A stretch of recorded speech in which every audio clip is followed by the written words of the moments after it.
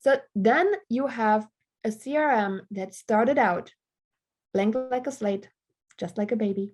Now, it seems really complicated, but really think about how you want to be treated as a customer.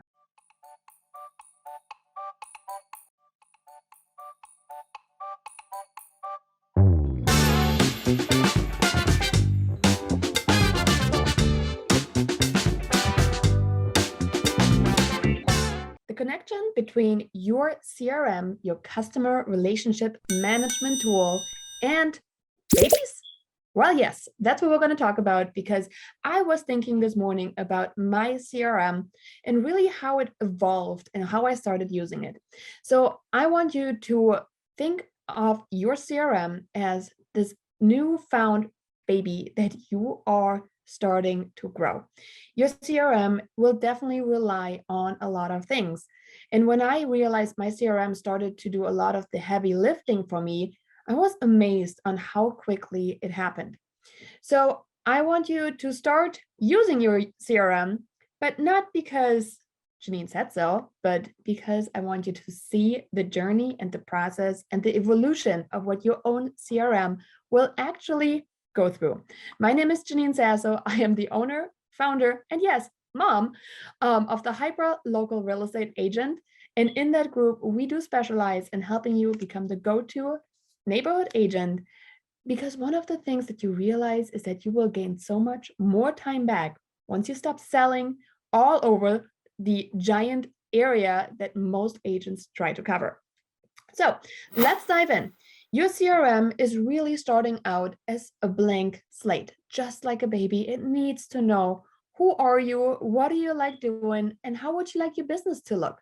So when it comes time for us to dive into it, you think about your CRM as your really cheap assistant that you can have, certain things remember on your behalf, which is great, right? There's about a million things going through my head every hour, and I will forget a lot of things. I literally live on sticky notes, which get crumbled, get lost, don't stick anymore, and all of a sudden it's not there. So the CRM took over the first job for me, which was that of an assistant.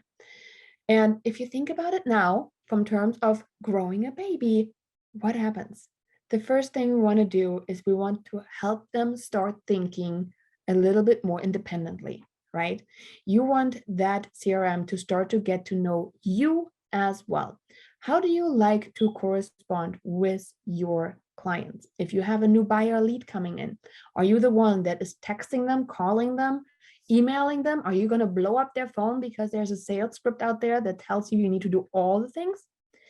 Personally, I can tell you, I think cell phones are still very, very private. This is the last barrier for me, that I will communicate with you on a cell phone level if you are a client. I will not just start blowing up your phone because some system gave me your number and I can start making sales calls. I have different ways of reaching out to people at first that doesn't involve their cell phone. So you want to really make sure that you look at your own comfort level. What do you want to do? What are you comfortable with? And once you have that, you want to start plugging this into your CRM, right? First, programming stuff first. Once you do, you start noticing your CRM will remind you, hey, it's time to send another mailer out to that prospect, John. It's time to send out another postcard to your client, Katie. And you have these things happening in your CRM, which already frees up so much brain space for you. Amazing. Next up, I talked about leveraging people. Just like a baby growing up, the baby is going to become a grown man or a grown woman. Eventually, somebody else will step into the place of mom or dad and say, okay, I'm going to give you now my input and help you with life moving forward. Most often, a husband, a wife, a partner, a spouse, however you want to call it, and friends count, right? Just like that, you can start plugging people into your CRM. Maybe you used to be the one who sends that letter out.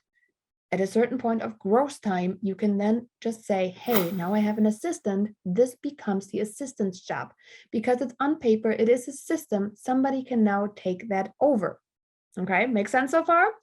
So then you have a CRM that started out blank like a slate, just like a baby. And you're going to start to program it. You're going to start to tell it, this is what I like it to do. This is how I would like it to look.